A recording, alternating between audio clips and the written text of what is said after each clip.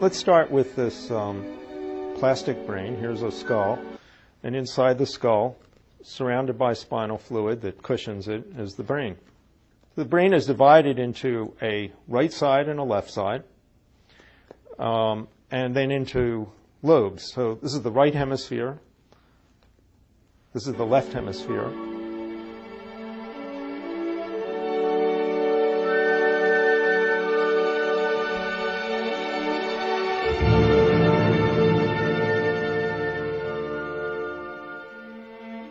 Experimentation has shown that two different hemispheres or sides of the brain are responsible for two different modes or manners of thinking. And research also suggests that we prefer one side or the other. So what's the difference? Let's find out. The right brain is responsible for random, intuitive, holistic, synthesized, and subjective thinking. Right brain thinkers tend not to be so detail-oriented. They first apply creativity to problem solving. The right brain deals with feeling, intuition, symbols, images, risk-taking, philosophy, and religion. The right hemisphere is generally very good with expression, spatial awareness, seeing the big picture, intuition, creative thinking, problem solving, and picking up emotional signals. The right side of the brain is considered to be chaotic. It absorbs disconnected streams of information simultaneously. Poetic. It's sensitive to pleasure caused by words, pictures, colours and their combinations. Imaginative. It makes new connections between facts to generate new ones. Risk-taking. It fights the restraints of logic and self-preservation. Philosophical. It generates meaning around abstract concepts such as faith or politics. Spatially aware. It can track the position of objects in three-dimensional space. Symbolic. It perceives meaning in shape or colour. Left controlling. It controls the left side of the body. Left brain dominant thinkers prefer logic, sequential, analytical, rational, and objective thinking, and they are detail-oriented. They prefer reason over everything else. The right brain deals with feeling, intuition, symbols, images, risk-taking, philosophy, and religion. The left hemisphere is generally very good at receiving information, being organized, doing things logically, following instructions, abstract thinking, attending to detail, and enjoying language, words, and wordplay. The way that the left and right hemispheres of the brain perceive information from the senses is therefore subtly different. Research shows that individuals choose left or right brain thinking depending on how they like to attack solutions and solve problems. And some people consider themselves whole brain thinkers. They adapt equally to using the left and right side of their thinking capacities. To a great degree, your personality is shaped by your brain type. The dominant side of your brain may control your homework habits, your grades, and even your study skills. So take that into consideration when you're having trouble with an assignment. Think about whether or not you're a left brain or right brain thinker and find the solutions to your problems. Maybe you're an artist, maybe you're a mathematician, perhaps you're a social personality or an investigative personality, or perhaps you're just not sure. Now, in the 1960s, we tended to categorise people as either left-brained or right-brained. But as further research has been done, we've come to understand that both sides of the brain are capable of all kinds of processing, but with their own unique way of doing so. So nowadays we see brain bias not so much as either or, but more as a continuum. And each person resides at a certain point on the left brain, right brain scale.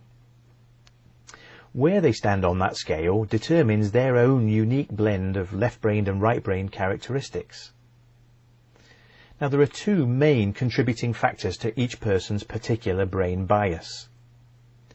The first is their genetic inclination. This is the degree to which they're predisposed to use one side of their brain or the other because of their particular DNA pattern. The second factor is what we call societal pressure. Or, in other words, our tendency to emphasize one side of our brain over the other because of factors such as our early successes at school, parental expectations for our job or career. You know, forget being an artist, you'll never make any money. Perhaps the greatest impact on our brain bias, though, comes from the requirements of our job. Because most businesses tend to value consistency and predictability over creativity, employees are generally encouraged to use their left brain far more than their right.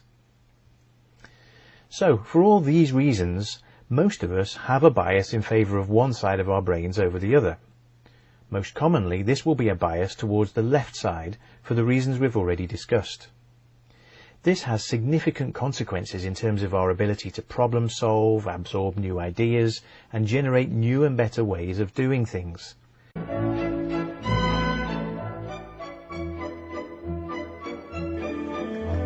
With a deliberate push for government-controlled educational curriculums, generation after generation of the youth are being taught to focus only on the facts, figures, and numbers.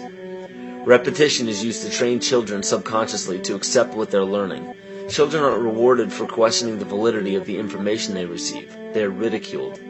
However, the children who blindly accept the information as true and merely regurgitate the information on command when it is time to take a test, those children go on to become the decision makers in our government, law, medicine, business, and every other occupation with power and prestige.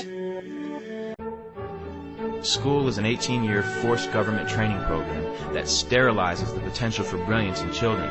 Those who actually survive schooling and survive conformity and continue on to think for themselves truly are a rare breed. All children start out as curious, highly experimental minds, and then one day they're sent to school.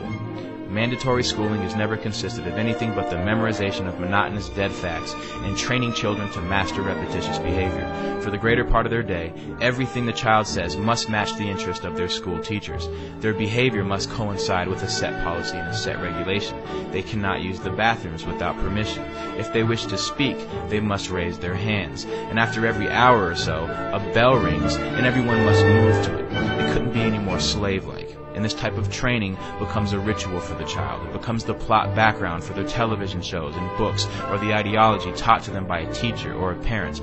An entire monoculture is being developed here, stripping children of their power to cause trouble for the state at an early age, training them to be good servants of the politically correct.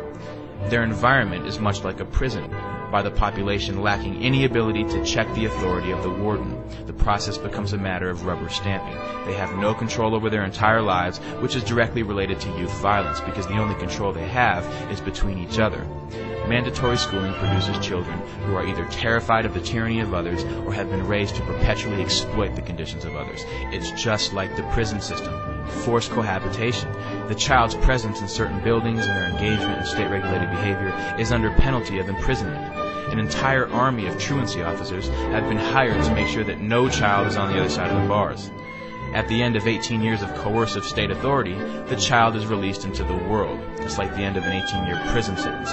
Now that you're trained to do as you're told, now you can be free. And the produce of these schools, or the state-controlled manufacturing operation, is a society willing to submit, to obey, and to listen. This is your group of workers who surrender their lives to the corporation, who tells them how to dress, how to speak, what time to wake up, which means they essentially tell you what time to go to sleep if they tell you what time to wake up. This is nothing new. These are the fruits of mandatory schooling.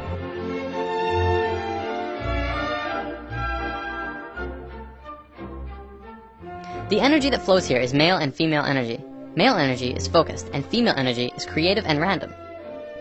Neither of them is greater nor weaker than the other, and both can be extremely powerful when fully manifested. Female energy is the land of unbridled possibilities, creative potential, and affecting the universe from within. Focused male energy takes direct roads from point A to point B. This energy can be as strong as a tank, accomplishing tasks and going where it needs to go with precision and without distraction. From this understanding, you can see how we use these energies in our lives. It's the difference between driving straight to work and being on schedule all the time, and taking the scenic route because it's a more pleasant ride, even if it means being late. It's baking a cake strictly by what it says in the cookbook, and putting it together with what just feels right. It's getting that promotion for working the hardest, and getting that promotion for coming up with the best ideas. Both male and female energy have their own traits. Male energy is linear, analytical, strategic, and practical. However, when male energy is constricted, it is very blundering and confrontational, and what tends to occur is not seeing all sides of a situation, or not being open to any other possibility other than the one being pursued. You can see a lot of that in today's society. Most commonly, we call it being closed-minded. The left brain is the male energy side of the brain. It is orderly, statistical, logical, and mathematical. It sees things in straight lines, rational and practical. The right brain is the female energy side of the brain. It is our creative side, a free spirit. It is passion and experience of taste and feeling, movement and art. As is the same with the energy. The left brain cannot make sense out of the right brain. You cannot put feelings and expressions within boxes. They must be felt to be truly experienced. The right brain, too, cannot make sense about how the left brain understands things.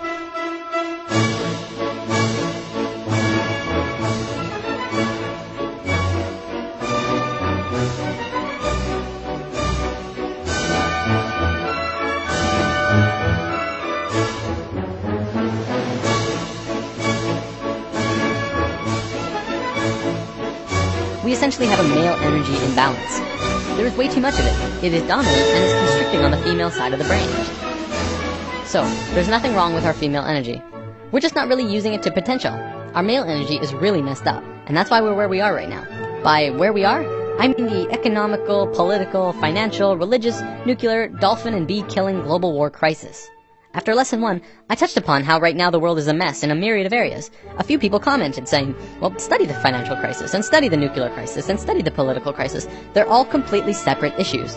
And this is how the male energy looks at parts. We're realizing now that it's constricting on our point of view. As a whole, all of these issues together are further proof that we don't understand how to be harmonious because our male energy is out of sync with each other and the planet.